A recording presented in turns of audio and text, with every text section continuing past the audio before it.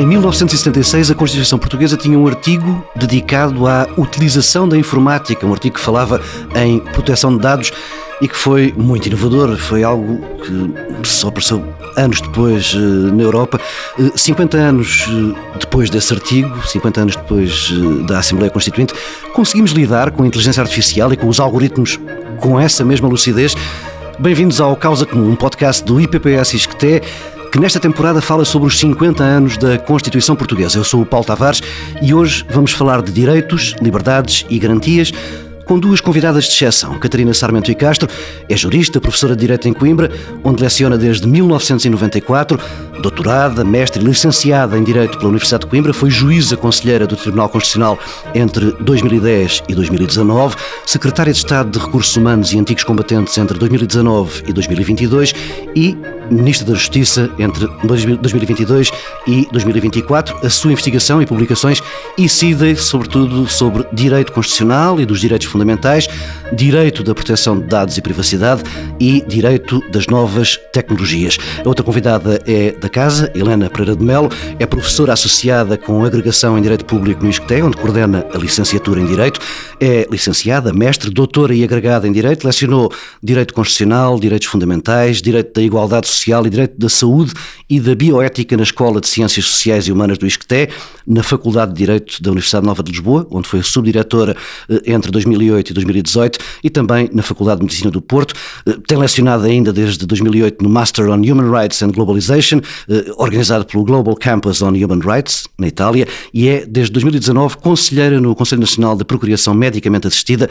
Tem investigado nas áreas dos direitos humanos, direitos fundamentais, em particular dos direitos das mulheres e do biodireito. Neste episódio falamos da parte, em termos simples, da parte da Constituição que protege o cidadão do Estado e que hoje enfrenta ameaças que os constituintes não poderiam nunca ter imaginado. Catarina e Helena, antes de mais, obrigado por terem aceitado este convite. Catarina, começo por si. A Constituição de 1966 distingue com uma clareza pouco comum do direito comparado entre direitos, liberdades e garantias, que são de aplicação direta e imediata, e direitos económicos, sociais e culturais. De onde é que veio essa arquitetura e qual é que foi o seu significado concreto para os cidadãos portugueses nos anos que se seguiram ao 25 de Abril? Olá Paulo, olá Helena.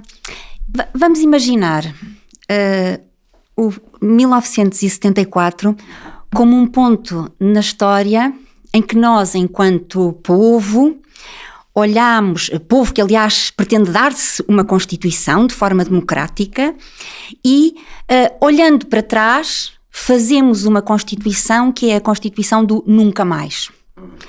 Nós vamos fazer uma Constituição sobre aquilo que nós não queremos e, no fundo, um contraponto àquela que foi a Constituição anterior, a Constituição de 1933. Portanto, a Constituição, aliás, regime que essa Constituição fundou, que fez agora 100 anos, portanto, 1926, e quando nós estamos nesse ponto histórico, enquanto povo e enquanto povo que se vai dar uma Constituição e olhamos para trás, pensamos naquilo que nunca mais queremos. Nunca mais queremos delitos de opinião, nunca mais queremos tribunais plenários, não queremos pessoas que sejam presas sem culpa formada, não queremos presos políticos, não queremos mulheres adiadas, não queremos mulheres que não têm direitos políticos, que dependem dos maridos para autorizações para coisas simples, para abrir contas bancárias, para viajar, mulheres com vidas adiadas, que não podem divorciar-se, que não têm opção. Ou que não têm acesso a determinadas profissões. Sim. E portanto nós olhamos para trás e a Constituição é feita de nunca mais. Mas também olhamos para a frente enquanto povo e enquanto povo constituinte, olhamos para a frente e aquilo que olhamos para a frente é o sonho de Abril. Portanto, o sonho de Abril é aquilo que nós na Constituição, que o Constituinte que aprova a Constituição no dia 2 de abril de 1976 e que depois entra em vigor a 25 de abril de 76, esse Constituinte, ao mesmo tempo que diz o nunca mais, também diz o seu sonho. E a Constituição de 76 é o sonho de Abril. E quando nós olhamos para os direitos que a Constituição tem, os direitos que eu diria mais ligados, e estamos a falar sobretudo para não juristas, e é a esse público que eu gostava de chegar, aqueles direitos do nunca mais são sobretudo aqueles direitos, liberdades e garantias, aqueles direitos através dos quais nós garantimos, no fundo, aquelas nossas liberdades fundamentais e, no fundo, os direitos pessoais relativos à pessoa, que dizem que o Estado não pode prender sem culpa formada, não pode matar, os direitos que protegem o cidadão do Estado. Mas também sonhamos.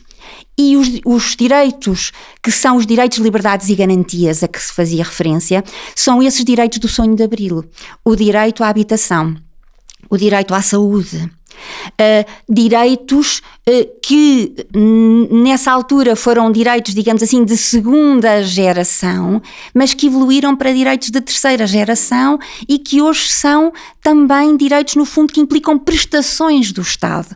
Portanto, o sonho de Abril são as prestações que o Estado tem de fazer chegar aos cidadãos sob a forma de assistência social, sob a forma de educação, sob a forma de cultura, sob a forma de saúde.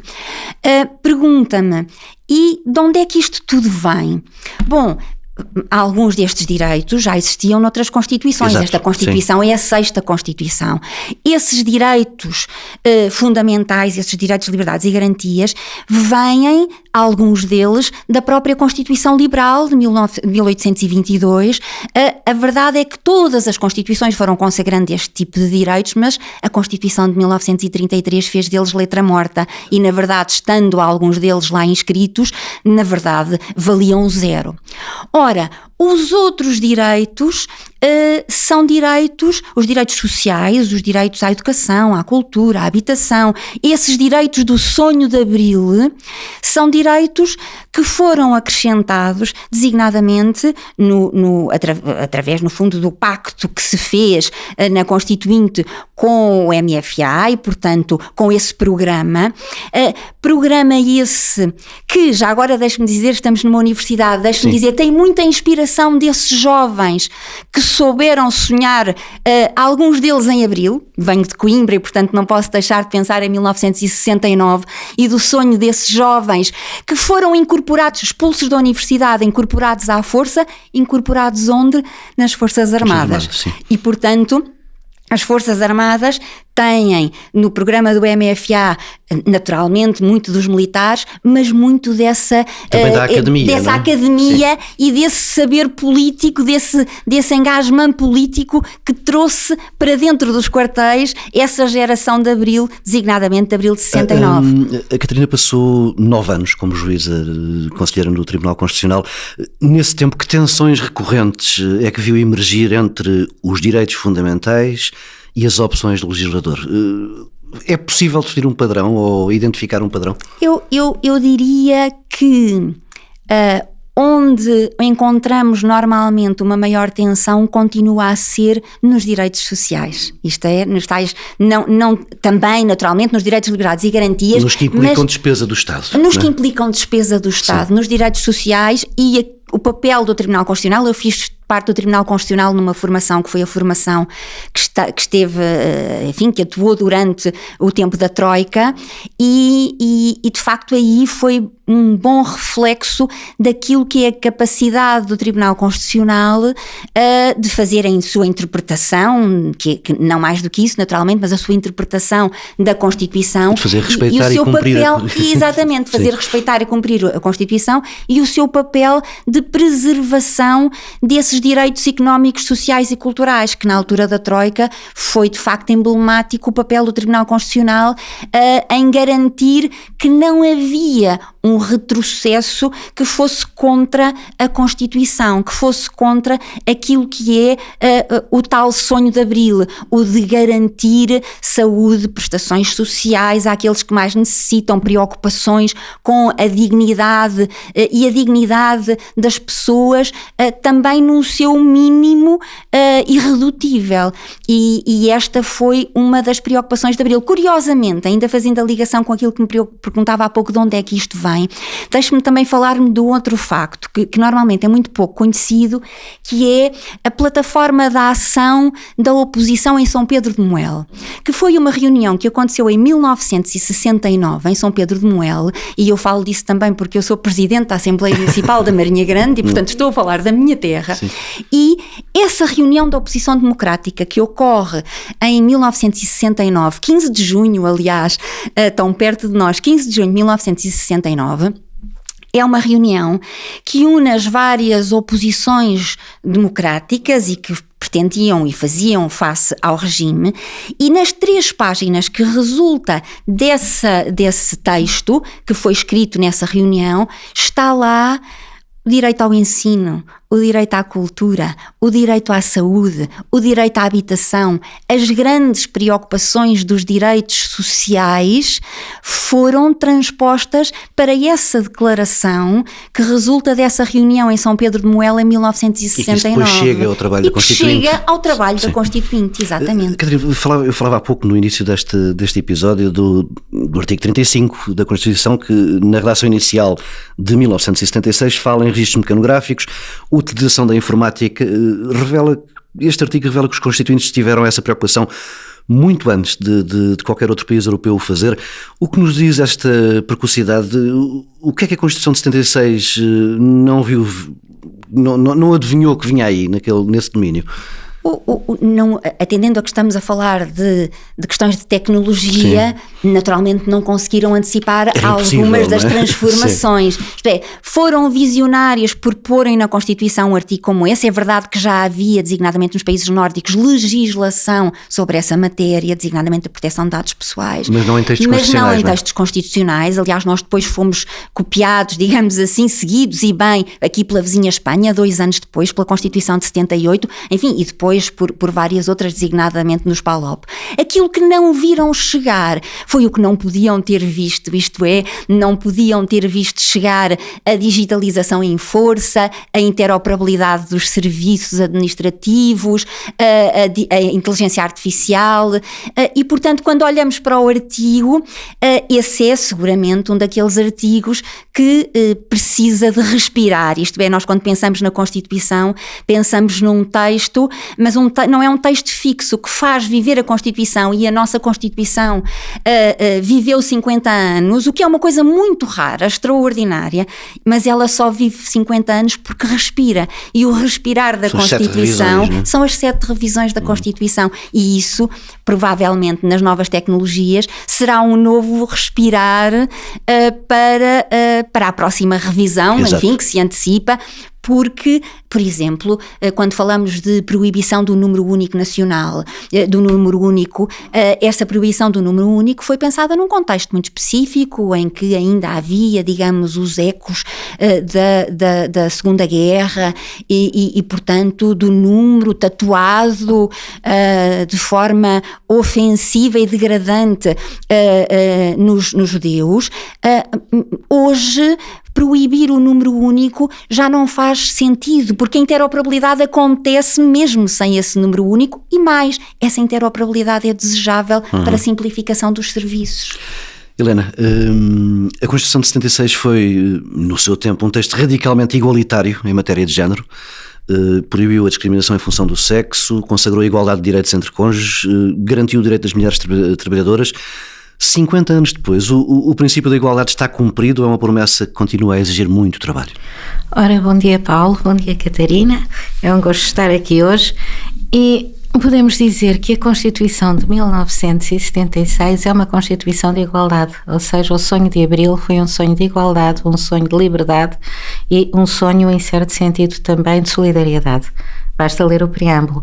E a igualdade foi fundamental porque rompemos com milénios de desigualdade, nós rompemos com uma ordem jurídica associada à Constituição de 33, em que a mulher estava numa posição de subordinação relativamente ao homem muitíssimo séria, em que se admitia a desigualdade desde que resultasse da natureza da mulher ou do bem da família. Depois em 71 cai o bem da família, mas a verdade é que nós temos no Código Civil, depois em 66, o chefe de família, nós temos uma mulher que, como já foi dito, tem limitações de direitos imensas, que não pode exercer determinadas profissões, que tem que obedecer ao marido, que não se pode deslocar ao estrangeiro sem autorização do marido, que está sujeita mesmo ao marido requerer o seu depósito judicial. Ou seja, se a mulher sai de casa, o marido pode exigir ao tribunal que a mulher lhe seja devolvida. Depois a doutrina discutia como, quando e onde que a mulher ia ser depositada em que modos. Ou seja, nós temos uma mulher que é uma mulher profundamente oprimida naquilo que é o livre desenvolvimento da sua personalidade. Com Abril, nós podemos dizer até que 25 de Abril foi uma revolução de mulheres, embora só os homens apareçam, normalmente, foram as mulheres que fizeram Abril. Foram as mulheres que disseram nunca mais. Nunca mais o pai manda em nós, nunca mais o marido manda em nós, nunca mais nós vamos ser limitadas à casa, nunca mais nos vão vedar o exercício de determinadas profissões, nunca mais nos vão limitar naquilo que consideramos ser o melhor para nós. Nós vamos ser autónomas e vamos desenvolver de forma livre e harmoniosa a nossa personalidade. E isso foi uma revolução que permitiu aquilo que é a vida das gerações de hoje e que foi muito rápida. Nós em 50 anos conseguimos romper com milénios de não reconhecimento de direitos às mulheres. Mas ainda há, por exemplo, uma diferença significativa de salários para funções semelhantes. Ainda falta ainda o que falta ainda, por um lado, o pleno exercício de direitos por parte das mulheres, ou seja, o que falta não é tanto no direito formal, mas na sua aplicação. O que falta é uma mudança de mentalidades. Há poucas mulheres na política. A Catarina é uma feliz exceção, mas na realidade continuamos a ter, só tivemos uma primeira-ministra durante 100 dias, Presidente da República. A IA ainda corrige, quando se escreve primeira-ministra, corrige para primeiro-ministro. É muito curioso, há pouco tempo verifiquei. Continuamos com uma desigualdade salarial e essa desigualdade salarial é mais agravada quanto maiores são as qualificações das mulheres. O que mostra que a mudança de mentalidades é o que está a travar. Temos questões muito sérias de violência de género. Basta verificar o número de mulheres que foram mortas em Portugal este ano, o que significa que nós continuamos com uma dualidade de mentalidades. Ou seja, nós dizemos às nossas meninas: tu és inteiramente livre em matéria sexual e reprodutiva, tu és inteiramente livre de fazer da tua vida aquilo que quiseres, e depois, ao mesmo tempo, nós continuamos com uma moral sexual em que a mulher é propriedade do homem e o comportamento sexual da mulher tem reflexos naquilo que é considerado como a honra do homem e a honra da família. E sente que há um retrocesso nos últimos anos nesse tema? Sinto e creio que, por um lado, a mudança foi muito rápida, a mudança é muito frágil, as pessoas não têm muitas vezes a percepção, digo isto sobretudo pelas minhas alunas, que acham que é do tempo dos dinossauros a obediência da mulher ao homem, que é do tempo dos dinossauros o não poderem fazer o que bem entendem das suas vidas, mas foi há muito pouco tempo, foi há 2 gerações e foi muito rápido. E a mentalidade dos portugueses em muitas classes sociais ou em muitas áreas não acompanhou, e parece-me que mais do que o que está por fazer é o risco de retrocesso que nos vem dos populismos, nos vem sobretudo dos regimes de extrema-direita que rapidamente estão a espalhar-se a nível mundial, e são ventos que nos estão a chegar com o intervalo que sempre demoram as coisas a chegar a Portugal, e o direito antidiscriminatório é como um pêndulo. Se demora muitos séculos a conseguirmos conquistar um direito, penso no direito a férias, penso no direito das mulheres a votar, se muitas pessoas são presas, se muitas pessoas têm os seus direitos fortemente limitados para que se consigam um direito, nós podemos perdê-lo em meia hora. E o regresso das mulheres à casa, à cozinha, às crianças, o regresso das mulheres à obediência, é um regresso que infelizmente se está a vislumbrar de uma forma insidiosa, como estas coisas costumam ser, aparentemente lenta, mas nada lenta, e quando estiver já está. Helena, o seu trabalho cruza direito constitucional com a bioética e o biodireito. Onde é que a Constituição de 76, que foi, como é óbvio, redigida muito antes da clonagem, da fertilização in vitro ou da edição genética, onde é que esse texto mostra as suas limitações? Ou, por outro lado, como é que o texto fundamental consegue acomodar direitos que os constituintes não podiam sequer imaginar?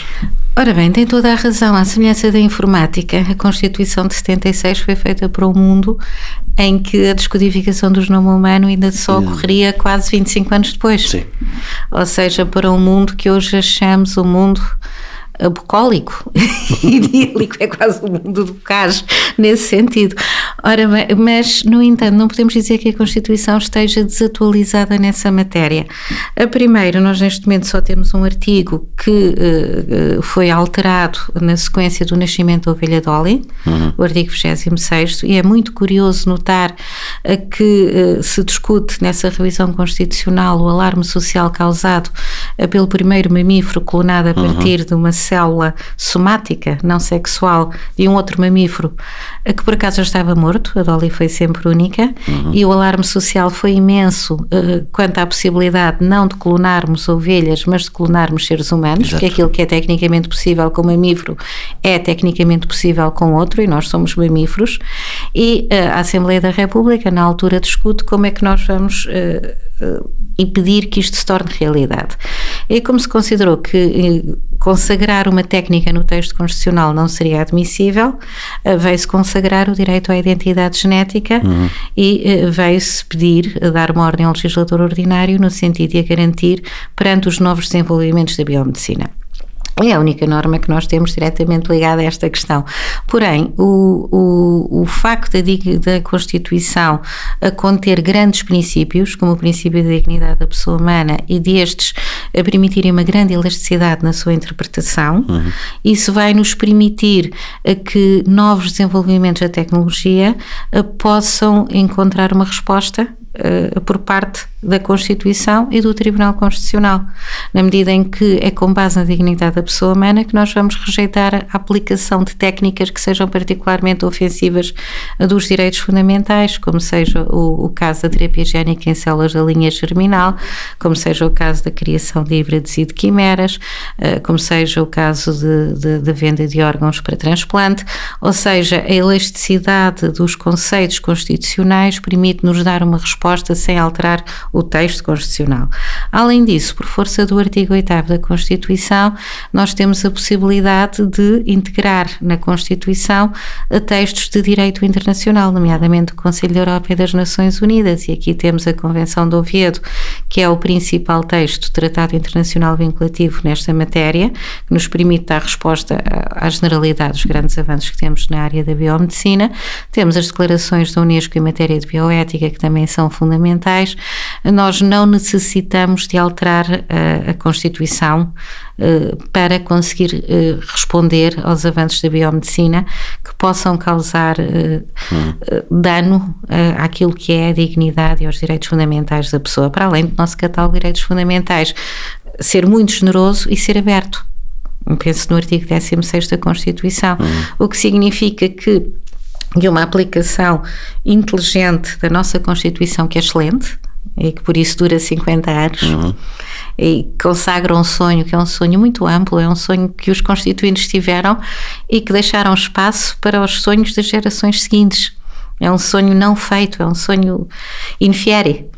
E isso significa que os nossos princípios, no nosso texto constitucional, não existe, nem seria bom, porque se nós o alterássemos sempre que tivéssemos uma nova técnica ou um novo desenvolvimento biomédico, a técnica é tão rápida, o progresso científico é tão rápido que rapidamente ficaria desatualizado. Claro. Basta pensar que a lei inglesa que se aplicou à clonagem, na altura em que a Dolly foi criada, já não previa a técnica com base na qual a Dolly foi constituída. Já estava desatualizada. Já estava desatualizada, sim. Por isso não há interesse. Helena, mudando de assunto, a lei da autodeterminação de género de 2018 foi uma das mais controversas da última década e das que mais dividiram a opinião pública, a opinião publicada, também a política. Do ponto de vista constitucional, onde é que essa discussão situa o Estado português? Como um caso de maturidade dos direitos, liberdades e garantias, ou, pelo contrário, como uma linha de conflito que a Constituição não conseguiu resolver? A pergunta é uma pergunta difícil. É para isso que eu cá estou. E para a qual não existe uma única resposta, como aliás em direito normalmente nós ensinamos aos alunos. Direito não é uma ciência exata, tem sempre pelo menos duas respostas. E aqui, mais uma vez, a Constituição, quando foi aprovada, as questões de género não eram umas questões que preocupassem a Sim, consciência. não era tema naquela altura, claro. Não era um tema que fosse que a consciência jurídica e social dominante tivesse como um tema na altura que exigisse uma solução premente. Isto significa que o artigo 13º, número 2, não prevê o género como um dos fatores de não discriminação. No entanto, o rol do artigo 13º, número 2 não é um rol exaustivo, o que significa que qualquer fator de não discriminação que, entretanto, venha a ser considerado como seriamente, porque nós seres humanos temos uma enorme capacidade de discriminar e temos uma enorme capacidade de colocar rótulos nas testas das pessoas e dizer agora eu vou discriminar porque és gordo, porque és magro, porque me apetece, em bom rigor. E o direito tem que acompanhar essa evolução. E o fator de discriminação género, quando a Constituição é adotada, não é um dos fatores de não discriminação que conduz a uma discriminação negativa séria na sociedade portuguesa. Entretanto, tornou-se. E ao tornar-se nas várias revisões constitucionais o Partido Socialista, o Bloco de Esquerda, por vezes vão tentar introduzir o fator de não discriminação de género. No entanto, até agora tal não sucedeu. Ao não ser um fator expressamente previsto, não significa que seja permitida a discriminação injusta, claro, em razão do género. E temos, mais uma vez, o direito internacional a dizer que no ordenamento jurídico português não é permitida, pela Convenção de Istambul, que vem proibir a discriminação em razão do género relativamente às mulheres e que vem, aliás, definir género, para efeitos da sua aplicação, como os comportamentos e papéis sociais associados, neste caso, ao sexo feminino, e a lei da de 38 de 2018, 7 de agosto, ao estabelecer o direito à autodeterminação e identidade de género, veio reforçar essa proteção contra a discriminação em razão do género. Também o Código Penal, ao proibir os crimes de ódio e punir, também se refere à questão do discurso de ódio em razão do género, em que uma pessoa é lesada na sua vida ou na sua integridade física. Já lá vamos ao discurso de ódio. E mental, apenas porque pertence a um género que assume um papel de género que não corresponde ao papel de género maioritário. No entanto, temos o direito ao livre desenvolvimento da personalidade, que é fundamental nesta matéria, que nos diz que cada um de nós é inteiramente livre de assumir o papel de género que quiser, quando quiser. Nada nos impede de mudar de papel de género todas as semanas. O nosso ordenamento jurídico é inteiramente aberto nessa matéria. E quais são os problemas que nós temos hoje? Os problemas que nós temos, por um lado, são sobretudo, outra vez, não tanto o direito. O direito dá uma proteção, neste momento até uma proteção muito séria, em matéria de não discriminação em razão do género. E repare que quando nós falamos de não discriminação em razão do género, nós só estamos a dizer que as pessoas são livres de fazerem o que quiserem em matéria de papéis de género. Nós não estamos a impor nada a ninguém. Nós estamos a respeitar um espaço de liberdade, que é o espaço de liberdade dos direitos, liberdades e garantias. Individual, sim. Individual. Agora, quais são os problemas que nós temos? Nós temos aqui um problema, sobretudo, de mentalidade. Mais uma vez, por um lado, temos uma confusão imensa na população entre não discriminação em razão do sexo, não discriminação em razão de orientação sexual e não discriminação em razão do género, e isso dificulta a própria aplicação do direito e o combate à discriminação múltipla quando as pessoas reúnem vários fatores de não discriminação. E depois temos a questão da pertença à ideologia de género. Ora, a pertença à ideologia de género, o que é que nos vem dizer? Vem-nos dizer que vamos recusar a própria ideia de género como papel social que a pessoa pode assumir e que pode ser, há inúmeras categorias que aqui podem ser integradas. Sim, como construção social. Como construção social, e vem-nos dizer que não discriminação em razão do género, que é simplesmente dizer que a pessoa não pode ser discriminada por assumir um determinado papel de género, tem um fator destruturante da sociedade. Em primeiro lugar, porque ultrapassa o sistema binário homem-mulher, que vai em larga medida das categorias aristotélicas. Em segundo lugar, porque rejeita a família como família apenas heterossexual. Em terceiro lugar, porque vai limitar, ao recusar uma sociedade de castas que está subjacente a essa heterossexualidade normativa, vem recusar ou vem limitar a possibilidade de subordinação de determinados géneros em relação a outros géneros. E esse é o nosso grande problema. Como é que isto se combate? Utilizando aquilo que vem do direito internacional público, a nova ordem de género, que nos diz, que vem das Nações Unidas, do Conselho da Europa, que nos diz que devemos também nesta área da vida das pessoas dar-lhes a máxima possibilidade, a máxima liberdade de fazerem aquilo que quiserem das suas vidas, sem que haja paternalismos, sem que haja imposição de uma determinada ideologia de Estado que limite a liberdade da pessoa em matéria reprodutiva, em matéria sexual, em matéria de papéis sociais, em matéria daquilo que considera ser o seu projeto de vida. Não sei se a Catarina se quer acrescentar alguma coisa neste tema. Não, eu acho que aquilo que é importante é exatamente essa capacidade que a Constituição teve de não se fechar e de ser um texto, na verdade, em construção. E se aquele respirar que eu há pouco falava foram as revisões, esse respirar acontece todos os dias, como também já disse, por exemplo, na interpretação do Tribunal Constitucional. E isso acontece quer por via da cláusula aberta do 16 da própria Constituição, quer das interpretações que vão sendo feitas, que não são uma interpretação à altura, digamos assim, daquilo que é o texto constitucional, mas uma leitura que é feita de acordo com o tempo em que está o seu intérprete. E isso leva a que seja possível acomodar preocupações como estas das questões, por exemplo, de género, independentemente da sua consagração textual, porque não estando no texto, as preocupações, muitas delas, saem da própria constituição do texto e muitas delas da própria dignidade da pessoa humana. A Helena falou há pouco da confusão que boa parte das pessoas faz entre uma liberdade que é concedida ou algo que é imposto, não é? Como é que se faz como é que pode ser feita essa pedagogia?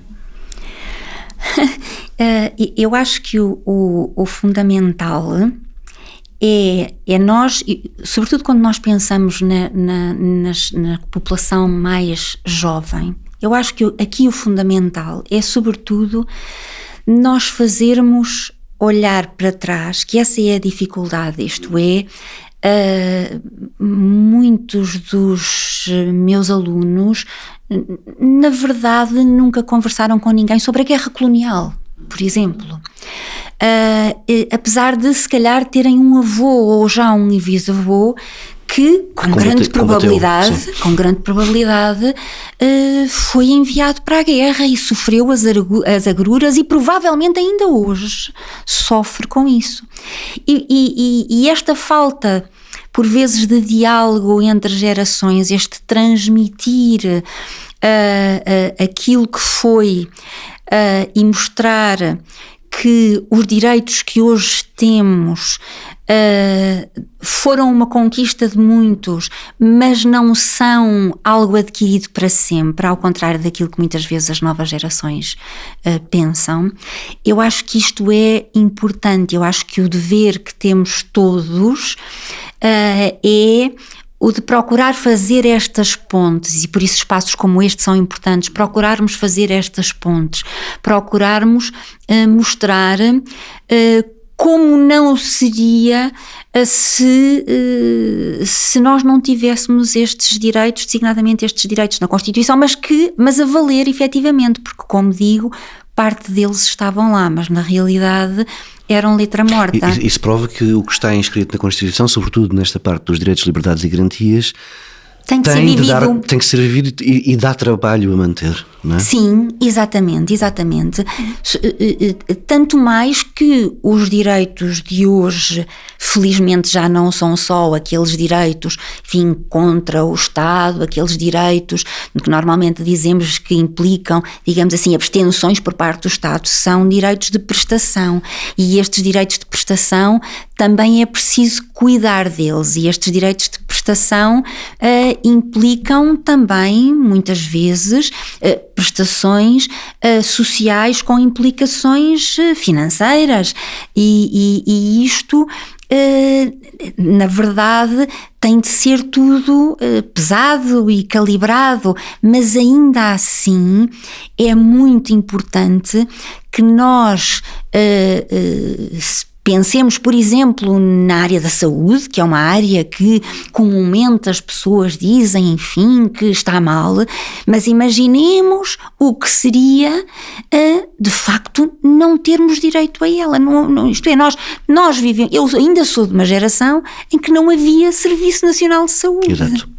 E, portanto, quem podia pagar tinha, de facto, uma assistência, e quem não podia, não tinha, ou tinha uma capacidade muito limitada, tinha que se deslocar aos grandes centros, onde eventualmente houvesse um hospital. Isto é, a saúde próxima de nós todos a nível local é um direito social que já vem com esta Constituição. Já agora, Catarina, deixe-me sair aqui um pouco do nosso guião. Esta prestação social única que está agora em debate e que obriga a trabalho, ou seja, uma compensação com trabalho grátis, não remunerado por parte dos beneficiários, isso será coisa para passar pelo Tribunal Constitucional, ou acha que não? Eu creio que não. Em algumas modalidades eu creio que não. Em algumas das normas. Vamos lá ver, esta prestação social única foi pensada, aliás, com base em estudos da OCDE, foi pensada para facilitar o acesso à prestação. Esta foi a ideia, foi para que as pessoas não andassem perdidas num emaranhado de legislação e num emaranhado de entidades a quem deviam socorrer-se, desconhecendo até, porque o problema das prestações sociais é muitas vezes as pessoas não saberem que têm direito a elas. Bom, e então, para fazer com que essas prestações pudessem abranger aqueles que efetivamente necessitam delas, a ideia era a condensar numa só, condensar os requisitos, facilitar o acesso. Ora, aquilo que eu vejo transformado é numa prestação que vai deixar de abranger alguns e, sobretudo, ter uma contrapartida que já é mais do que uma questão de exigência, no fundo, que demonstrem os recursos que têm, para que as pessoas percebam. É mais do que isso, é uma exigência que eu penso que o Tribunal Constitucional vai considerar que será uma contraprestação exigível, em alguns casos, manifestamente desproporcionada. Enfim, fazer um jovem com cancro. Eu penso que podem explorar vários fundamentos, em alguns casos limite, eventualmente até a dignidade da pessoa humana, mas de facto uma coisa que foi pensada, uma reforma que foi pensada no anterior governo, isto é, uma reforma que foi pensada para abranger socialmente um conjunto mais alargado de pessoas que necessitam, para facilitar o acesso, e não é facilitar o acesso do género vulgarizar e dar a todos e aos que não precisam, não, é fazer com que aqueles que necessitam, mas que desconhecem porque têm uma certa idade, porque não têm capacidades suficientes para se mexerem e conhecerem os mecanismos, para facilitar o acesso a essas pessoas que efetivamente precisam. Helena, sim, claro. Posso acrescentar só? Eu estava a ouvir e estava a pensar que realmente tem aqui um problema muito sério, e o problema muito sério é a prestação social única. É importante, é uma forma de combate à pobreza, e o combate à pobreza é essencial na nossa sociedade, e é uma forma que, ao simplificar do ponto de vista burocrático, pode ser uma medida boa. Porém, quando se exige uma contraprestação em trabalho, nós podemos discutir aqui qual é a filosofia que está subjacente. E aqui a filosofia que está subjacente muitas vezes pode ser o modo como se encara a pobreza, e o modo como se encara a pobreza por vezes é um modo de, numa sociedade assente no mérito, ou pretensamente assente no mérito, é um certo desprezo, um certo encarar o pobre, a pobreza como alguém que falhou, como alguém de quem temos medo, como alguém de quem temos nojo, como alguém que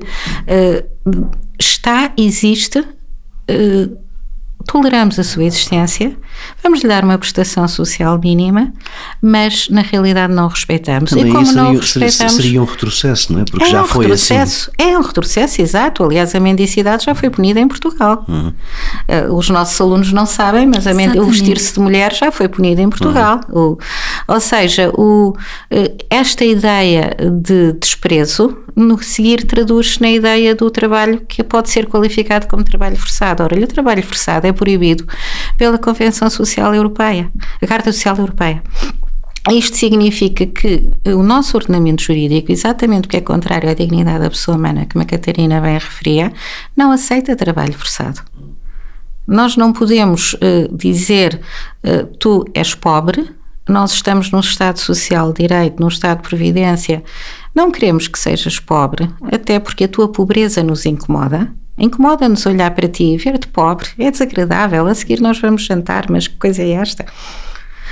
Vamos-te dar um mínimo, vamos simplificar isto para tu teres acesso rapidamente, porém não penses que ficas aí a gastar o dinheiro dos nossos impostos. Nós vamos exigir que tu trabalhes 15 horas por semana e nós vamos decidir o que tu vais fazer. E nós vamos considerar que a remuneração correspondente àquela prestação social que é muito baixa, é aquilo a que tens direito. E vamos tentar educar-te para a meritocracia. Tu tens o dever de trabalhar ainda que não esteja consagrado na Constituição. Por isso, a grande discussão aqui é não tanto técnica, porque tecnicamente pode ser uma medida muito boa, mas uma questão filosófica, uma questão de direito constitucional, uma questão da dignidade que reconhecemos no outro, uma questão da nossa responsabilidade e do modo como olhamos para o outro. Uma questão sobre a desigualdade de oportunidades, porque eu quando olho para o outro e vejo uma pessoa pobre, eu vejo uma pessoa que muitas vezes não teve as mesmas oportunidades, ou uma pessoa a quem a vida correu mal, porque grande parte da vida é sorte. E o tomar a posição de pobreza do outro não como uma situação de responsabilidade minha para o ajudar a melhorar a sua vida, mas como uma forma de indiretamente o punir através do direito, acho que é inaceitável na democracia portuguesa e naquilo que é a nossa Constituição. Helena, vamos outra vez mudar de assunto, mas regressar aqui ao nosso plano. Helena trabalhou sobre a liberdade de expressão como fundamento essencial da democracia. Na era das redes sociais e das plataformas algorítmicas, onde é que a liberdade de expressão garantida pela Constituição encontra os seus limites, e já agora quem é que deve defini-los? Ou se devem ser definidos? É mais uma vez uma pergunta. É mais uma vez uma pergunta que podíamos estar uma semana e para a qual não teríamos resposta. Não podemos. Então, em primeiro lugar, as redes sociais, em bom rigor, são apenas uma nova forma de expressão do pensamento. Pública, sim. São uma nova ágora. O modo de expressão é diferente, mas o direito é o mesmo. Então, aqui, a minha primeira questão é que nós temos que distinguir entre diferentes tipos de inteligência artificial. Uma inteligência artificial que não seja generativa, uma inteligência artificial que apenas processe dados, como nós tradicionalmente entendíamos, em que havia o software era introduzido e o resultado era o resultado que resultava daquilo que era a vontade do programador. Não teremos assim grandes dificuldades, porque vamos aplicar o artigo 37 da Constituição, sobre o qual a Catarina muito escreveu, e vamos aplicá-lo de uma forma relativamente pacífica a este novo veículo.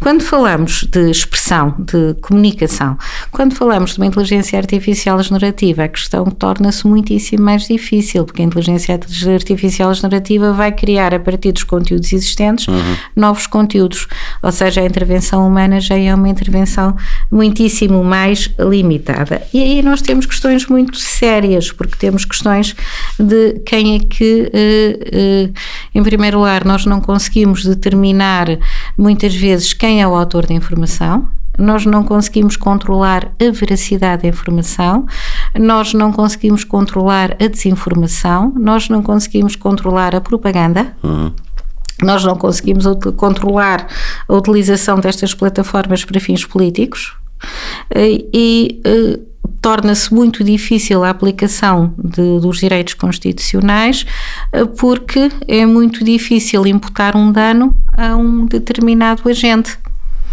Se o server está nas Filipinas, como é que nós vamos resolver o problema? Se eu não consigo saber se foi a própria inteligência artificial a criar a informação... Acho que alguém criou, não é? Mas já foi o computador que a criou?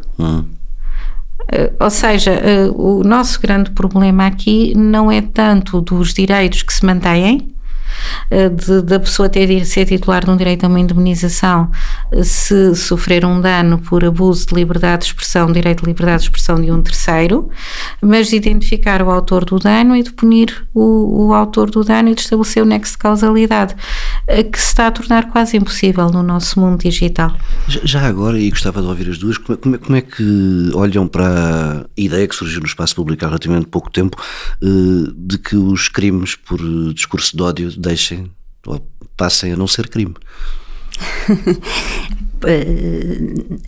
Aquilo que eu entendo é que devem manter-se essa e acham que isso pode estar no programa de uma próxima revisão constitucional?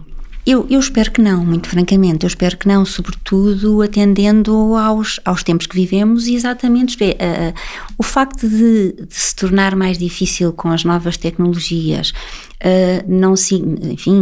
encontrar designadamente, o autor, etc. Isso não nos pode impedir de continuarmos a ser um Estado e uma comunidades de pessoas que se regem por regras e que têm regras, regras jurídicas, regras éticas, e portanto eu entendo que as novas tecnologias não devem, pelo contrário, exigem uma outra regulamentação e um outro pensamento, às vezes até a própria regulamentação, estou a pensar agora, por exemplo, na proteção de dados pessoais, a própria regulamentação já não é só das normas jurídicas, mas é da própria técnica, isto é, a técnica, a forma como a técnica consegue condicionar, por exemplo, protegendo ou não os dados, a técnica hoje é ela própria reguladora, e portanto nós devemos hoje assumir que vivemos outros paradigmas, é verdade, em que não apenas o direito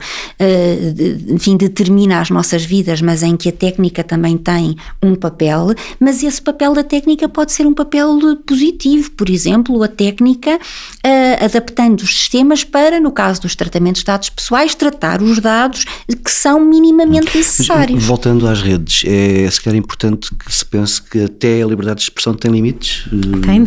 Sim, pois isso tem. Claro, isso tem. Tem. Aliás, essa questão é uma questão muito séria, porque nós temos a liberdade de pensamento, nós somos inteiramente livres de pensar o que nos apetecer, nós somos inteiramente livres de gostar, de não gostar, nós somos inteiramente livres de pensar aquilo que, face à normalidade da sociedade, é considerado como aberrante, inaceitável. Temos a liberdade de expressão, que é a liberdade seguinte. Somos inteiramente livres de expressar a nossa opinião. Mas... Agora, a liberdade de expressão tem limites, e os limites da liberdade de expressão no espaço público são, primeiro, os limites associados ao exercício dos direitos por parte dos outros. E, por um lado, tenho os limites da liberdade de expressão na medida em que eu não posso veicular factos falsos sobre um terceiro, eu não posso difamar, eu não posso insultar, e depois tenho a liberdade de expressão limitada quando essa liberdade de expressão incita a práticas que vão ser fortemente lesivas da vida da integridade física de outras pessoas. E, nesse sentido, a criminalização do discurso de ódio faz todo sentido numa sociedade democrática. Eu não posso permitir que uma pessoa incentive outra a lesar os direitos de um determinado grupo. Eu tenho que ter uma sociedade em que haja espaço para todos. Por isso, a questão dos limites da liberdade de expressão, que a liberdade de expressão, claro que deve ser o mais ampla possível. Abril significou o fim da censura. Nós não aceitamos censura. Claro que cada um deve ser, o próprio conhecimento só evolui se a liberdade de expressão for profundamente respeitada e ampla. Os direitos das pessoas só são respeitados se a liberdade de expressão for quase um axioma, porém esse não é um axioma. A liberdade de expressão tem limites e os limites terminam, primeiro, se considerarmos o conteúdo do próprio direito, que tem que ser compatibilizado com o conteúdo de outros direitos, e se considerarmos que uma sociedade, assente no respeito pelos direitos fundamentais, é uma sociedade em que não permite a prática de atos que ofendam bens jurídicos de determinados grupos que são fundamentais para uma vida harmoniosa em comunidade. Há uma confusão que muitas vezes se faz, que é o facto dos direitos que estão na Constituição deverem ser, são os direitos de todos e, portanto, devem ser os direitos das maiorias. Quando, na verdade, a Constituição tem e deve ter muitos direitos contra as maiorias. Era precisamente por aí que eu ia. Há um argumento recorrente em vários países europeus de que os direitos fundamentais, nomeadamente os direitos das minorias e os mecanismos de proteção judicial, se tornaram um obstáculo à vontade democrática das maiorias. Como é que respondem a esse argumento e como é que a Constituição Portuguesa está posicionada ou preparada para resistir a essa pressão? Catarina, começa por si. Obstáculo nenhum, pelo contrário, isto é, a ideia de um povo se dar a uma Constituição é também o proteger as minorias, isto é, uma sociedade no fundo deve medir-se pela capacidade que uma maioria tem de proteger as minorias. E é isto que é importante também para a dignidade humana e também para um coletivo social, a capacidade que tem uma maioria de proteger uma minoria. E, como digo, uma Constituição e uma sociedade é tão mais relevante quanto a capacidade que tem precisamente de perceber que o texto que se dá enquanto Constituição é um texto que permite ou que deve também proteger essas minorias. Mas não sente que há uma inversão desses valores? Infelizmente sinto que por vezes essa discussão é tida e eu penso que temos que contrariá-la, que explicar que um texto constitucional é isso mesmo, é um texto também para proteger as minorias. Os direitos fundamentais são contra-maioritários, conforme começaram por ser contra as agressões do Estado, são também eles próprios contra-maioritários. Estão contra os direitos das maiorias? Não é isso. São também a favor das minorias.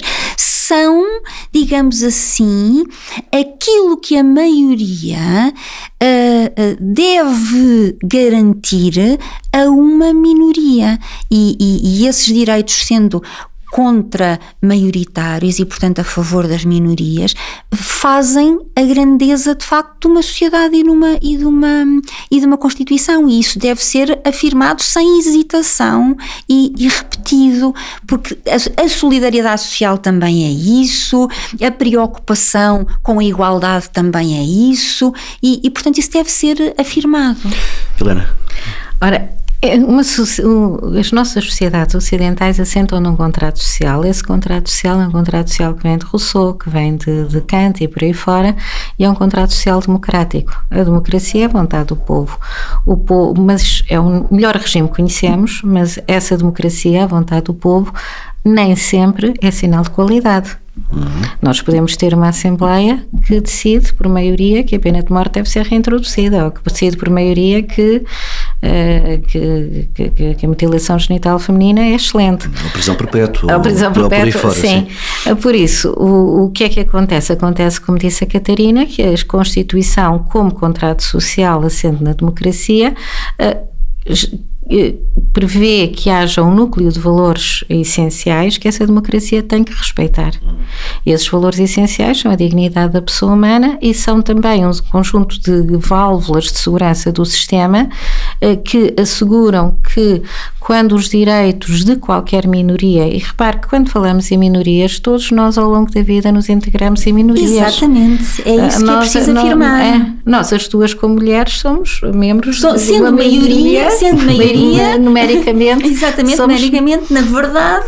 Somos membros de uma minoria vulnerável que são as mulheres. Todos nós vamos envelhecer. Quando envelhecermos, nós seremos fortemente discriminados em razão da idade. Por isso, o problema das minorias, maiorias, é um problema de todos. Exatamente. E é preciso assegurar. Número, é isso que é preciso, desculpe, estabelecermos aqui este diálogo. É Catarina. isso mesmo, é que a noção de maioria não é necessariamente numérica, não é necessariamente a maioria como nós entendemos, como dizia a Helena, fazer aprovar uma lei. Tem a ver também com a qualidade de se poder pertencer a um grupo vulnerável. E é isto que está em discussão. É uma relação de desigualdade e uma rigor de diferença. Agora, o que é que está a acontecer? É o problema das democracias ditas iliberais, que é a maioria que diz: nós somos a maioria, a democracia assenta na vontade da maioria, nós queremos faz-se. Ora, isso é um novo contrato social que implica uma quebra com a concepção de justiça que nós temos na Constituição de 76. E por isso, os direitos das minorias da nossa Constituição estão assegurados através dos limites materiais de revisão constitucional, estão assegurados através das formas de democracia, de participação direta na democracia, dos referendos, do poder local, ou seja, se não existisse este sistema de possibilidade de quem, num sistema maioritário, nunca poderia fazer ouvir a sua voz, a nossa própria democracia seria uma ditadura das maiorias. E por isso todas as nossas concepções de justiça que estão subjacentes à Constituição de 1976 nos vêm dizer, sim, a vontade da maioria é o decisivo, na medida em que nós terminámos com um sistema em que era a vontade real, em que era o arbítrio real, ou com um sistema ditatorial em que era a vontade daqueles que detinham o poder político, porém essa vontade da maioria é limitada por aquilo que é o respeito pelos direitos fundamentais de todos. E esses todos podem aparecer como um coletivo ou podem aparecer individualmente, mas há sistemas há formas de segurança dentro da própria Constituição que impedem que os direitos das minorias sejam limitados dentro da concepção de justiça, sendo a dignidade da pessoa humana, por normas que podem corresponder à vontade conjuntural de uma maioria, mas que não têm espaço no nosso espaço de diálogo dentro do nosso contrato social. Acho que tem a propósito disto, não sendo exatamente transponível, mas pode ser um exemplo, uma questão muito recente, isto é a questão da legislação recentemente aprovada relativamente à proibição das bandeiras, por exemplo. Sim. Aquilo que eu vi, e portanto aprovada por uma maioria, aquilo que eu vi acontecer, falando a Helena das tais válvulas de segurança, foi o poder local indignar-se por lhe ser imposto que não pudesse hastear as bandeiras, e não estou só a falar das bandeiras de género, estou a falar, por exemplo, já agora, nas bandeiras dos antigos combatentes nas cerimónias, que também estavam excluídas. Não sei se por acaso a ala mais à direita do Parlamento se deu conta disso, tão afã dessa questão, como aliás eu própria me indignaria se isso não pudesse acontecer, como secretária de Estado dos antigos combatentes que fui. Portanto, só para dizer que o poder local se indignou, eu vi autarcas erguendo bandeiras que tenho certeza que foram a forma de fazer funcionar protesto, essa válvula de escape, dizendo, atenção que nós estamos aqui e olhem como eu vou hastear esta bandeira. E portanto, e depois a outra válvula de escape, aliás prevista na Constituição, do veto político do Presidente da República. Que é Estamos já muito em cima do nosso limite e queria deixar uma última provocação. Queria pedir que pensassem num direito que a Constituição de 76 não consagrou e que devia lá estar. Qual é que seria, Catarina? Começo por si. Eu, atendendo à questão das novas tecnologias de que já falámos aqui hoje, tenderia a dizer que, relativamente à inteligência artificial, é preciso consagrar a reserva de humanidade. E este seria o direito que eu colocaria na Constituição, um direito à reserva da humanidade naquilo que diz respeito à inteligência artificial. Dou um exemplo muito breve. Nos tribunais é preciso que haja sempre um juiz humano. Não pode ficar entregue à IA. Não pode ficar entregue à IA e, portanto, temos de traçar as linhas vermelhas da IA. Não estou a dizer que não se pode utilizar a inteligência artificial nos tribunais, mas o juiz não é um juiz robô, é um juiz que utiliza as novas tecnologias, a inteligência artificial, do ponto de vista da dinâmica dos processos, da pesquisa, enfim, até de alguma forma nos meios de prova, mas tem de estar lá sempre um humano na equação. E há muitas áreas destas e nós temos que saber traçar essas linhas vermelhas. Portanto, eu diria um direito para a Constituição nestes novos tempos, relativamente à inteligência artificial, a reserva de humanidade. Helena? Também é uma pergunta difícil, mas escolhendo um direito, eu escolhia o direito ao nível de vida condigno. Ou seja, um direito que está na Declaração Universal dos Direitos Humanos, um direito que está no Pacto Internacional de Direitos Económicos, Sociais e Culturais, a correspondência a um dever geral do Estado de combate à pobreza. Se, como referia a Catarina, os direitos económicos, sociais e culturais foram uma das grandes conquistas de Abril, e basta comparar o país triste, pobre que éramos, em que grande parte da população passava fome, em que não havia um Serviço Nacional de Saúde, com o país que somos hoje, com muitos problemas, mas incomparavelmente diferente.